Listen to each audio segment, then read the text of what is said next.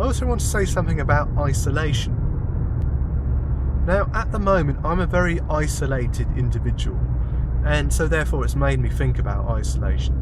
And what I mean by that is, sure, I do have a small family. I have my wife and child and another one on the way, but I'm isolated from my friends quite a lot because of the fact they live quite far away from me, and in order to go and see them I need to take time, but then that's time I'm not spending with my family, and my family need me, so it's difficult. At work I'm isolated because I am a programmer, and although I can go and speak to other people, and I do enjoy doing so, it means that I am distracting them, and therefore I can't do that too much.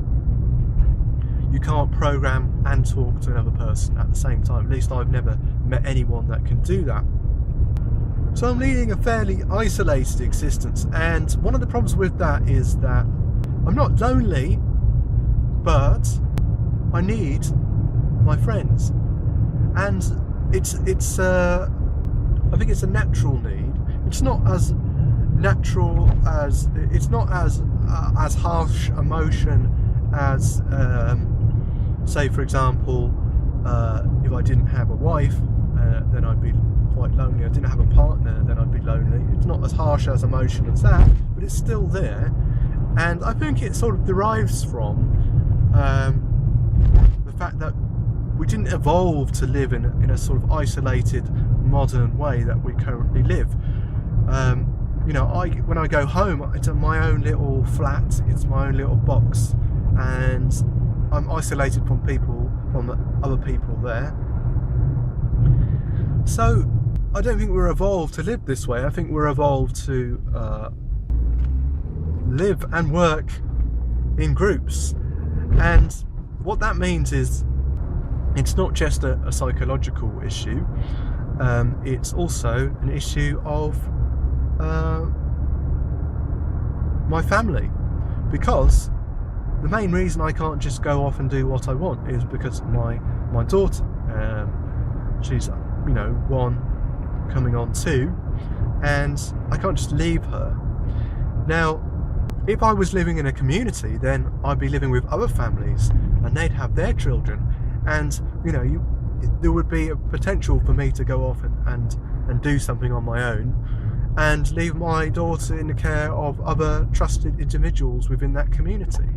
Now, we don't have that level of trust anymore because we don't have that level of community, and what it appears that I've done by exploring meditations which are attempting to get us back to a natural state is that I've stumbled across a sort of recipe for developing a community. So it's not just about developing a community, there's introspection involved as well. So it's about developing yourself and about living inside an environment.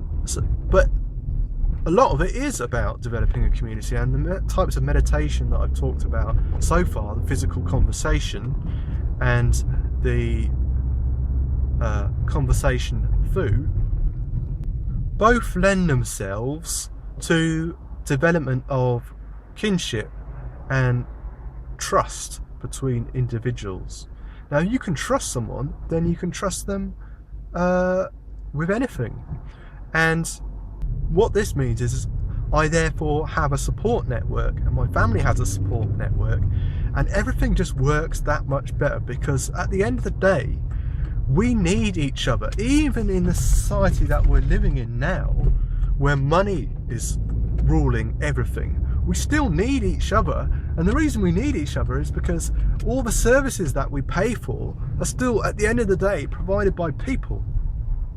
And that's why we need each other, even in a money-oriented society. But the thing is with money is it tends to isolate people from each other and makes them think that they don't need each other, when in fact they do. People think that they need money, and by that, instead of thinking that they need people. You know, obviously money buys people effectively, so they think, oh, I just need money, I don't need people. But you still need people. And that's all I've got to say for now.